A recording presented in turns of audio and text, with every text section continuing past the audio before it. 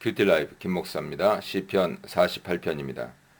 온 세상 기쁨의 원천이 되는 성전, 영원히 안전한 하나님의 도성, 견고하고 아름다운 하나님의 성에 대해 묵상해 보시기 바랍니다. 시인은 여호와는 위대하시다 라는 선포로 시를 시작합니다. 여호와의 위대하심의 선포는 여호와께서 절대 주권을 가진 왕이라는 것을 내포하지요. 위대하신 여호와는 우리 하나님의 성, 곧 예루살렘에서 그의 거룩한 산에서 극진히 찬양받으실 겁니다. 이 말씀에 의하면 뒤이어서 여호와에 대한 찬양의 내용이 나올 것을 기대하게 되는데 2절은 그의 성에 대한 찬양이 나옵니다. 1절과 2절의 연결에 있어서 번역에 약간 차이가 있습니다. 1절 히브리 본문을 직역하면 여호와는 위대하시니 극진히 찬양을 받으시리라. 우리 하나님의 성에서 그의 거룩한 산입니다. 여기서 그의 거룩한 산을 2절과 연결해서 해석해야 하는데 이것도 가능합니다. 이렇게 볼 경우 원문에는 개역개정에 나온 터라는 단어가 없으므로 그의 거룩한 산은 높고 아름다워서 온 세상의 기쁨이다로 번역할 수 있습니다.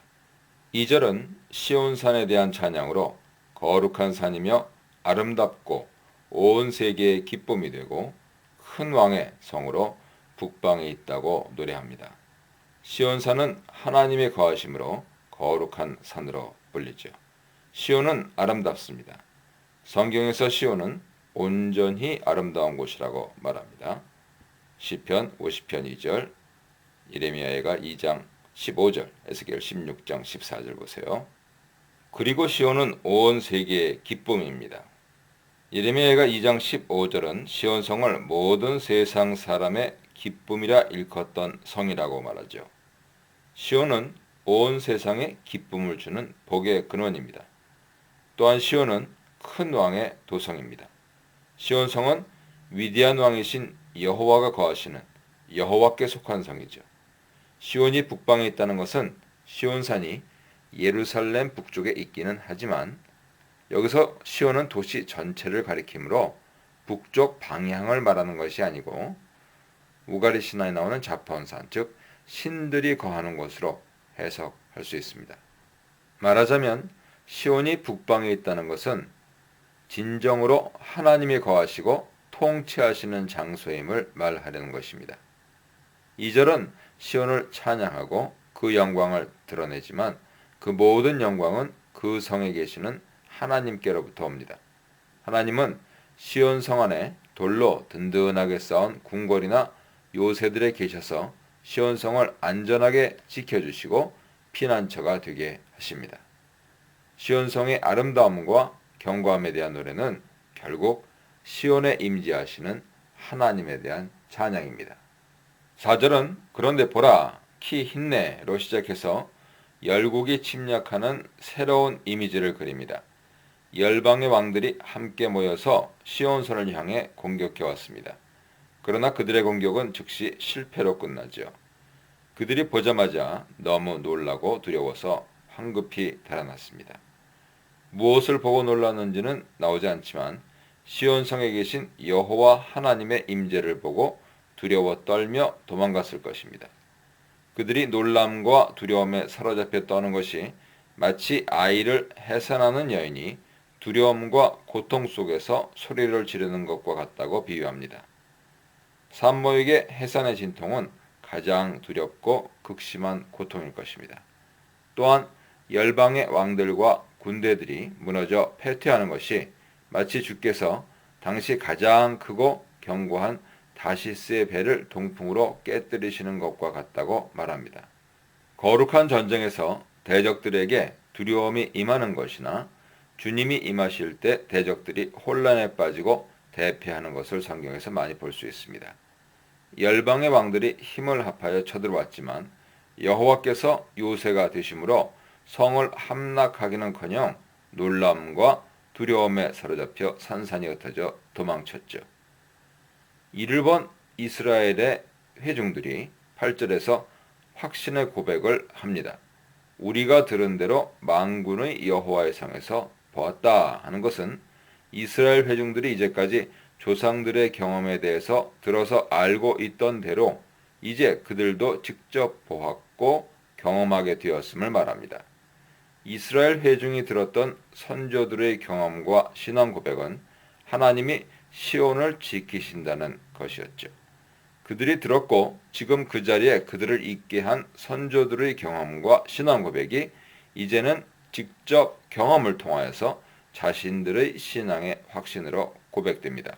하나님이 시온성을 영원토록 견고하게 하실 것이다 라고요. 이 놀라운 일을 경험한 이스라엘 회중이 하나님의 성전에 모여 예배를 드리는 것으로 볼 수 있습니다.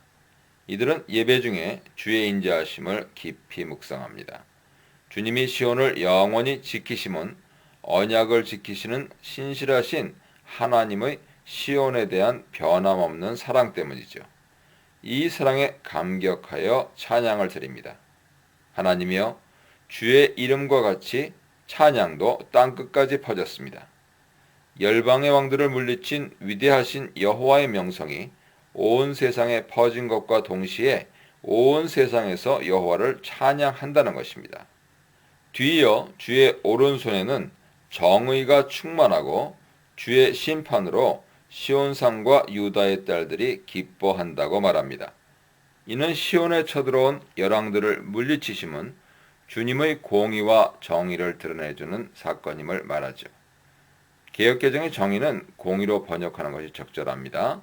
정의는 심판을 통해서 이루어지죠. 이 정의와 공의는 하나님 통치의 근간입니다. 시편 89편 14절, 97편 2절 보세요.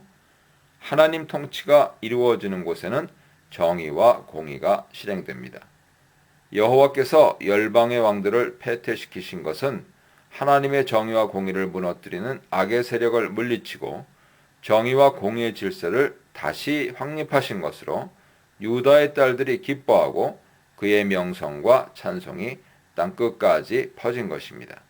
이 단락은 주의 전, 주의 인자하심, 주의 이름, 주의 찬송, 주의 오른손, 주의 심판으로 2인칭 단수가 6번 사용되어서 여호와 하나님이 이스라엘 회중의 중심 되심을 강조해주고 있습니다. 12절의 너희는 아마도 시인이 함께 예배드렸던 이스라엘 회중을 지칭하는 것으로 볼 수 있습니다. 물론 이 시를 읽고 이 시로 여호와를 예배하는 오고 오는 세대 모든 회중과 예루살렘의 순례자들도 포함될 것입니다. 시인은 회중에게 시온을 돌면서 둘러보고 그 망대와 성벽과 궁궐들을 자세히 살펴서 후손들에게 전하라고 권면합니다. 시온성이 견고하게 서 있는 것을 살펴보라는 권면인데요. 이는 시온성 자체가 견고해서가 아니라 하나님이 시온을 지키심으로 시온성이 견고하게 서 있음을 확인하라는 말입니다.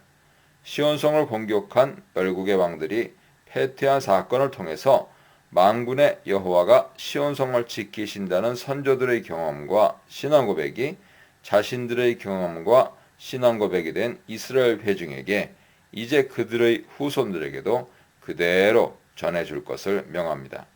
시온성을 견고하게 지켜주시는 하나님, 위대하시고 큰 왕이신 만군의 여호와가 영원히 우리의 하나님이시죠. 하나님이 우리를 죽을 때까지 인도하실 겁니다. 시인은 하나님께 대한 감격과 찬양으로 영원토록 인도하실 하나님에 대한 확신으로 시를 마무리합니다.